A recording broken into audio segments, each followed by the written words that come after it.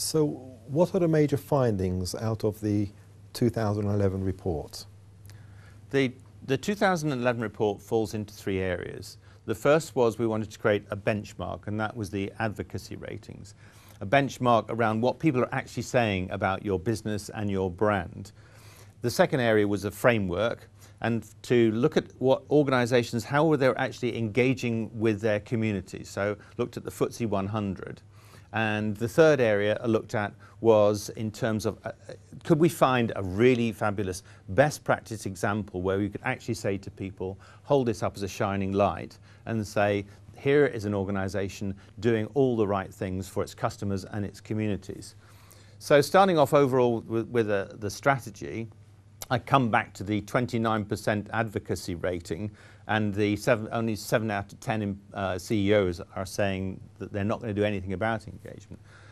The startling figure that the Economist Intelligence Unit came out was exactly the same as the 7 out of 10 CEOs saying they're not going to do anything about it. And they're calling it the C-suite with the rose-tinted spectacles. And this is exactly what we found in the first part with the advocacy rating. So you'll find advocacy ratings amongst the leaders hitting 40, 50, 60, 70% for their products, their services, their community, the things that they're doing with their suppliers. And you'll find amongst the colleagues, the staff themselves, you'll be down between the 18s, 15, 20s, 29s, 30s.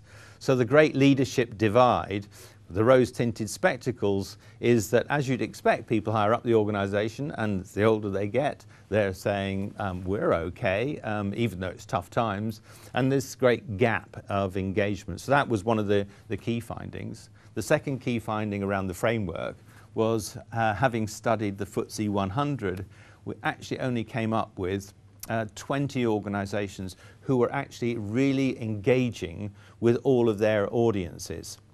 So we show these organizations in the report. One organization stood out above all of the others as a best practice, and that was Marks & Spencer's with Plan A.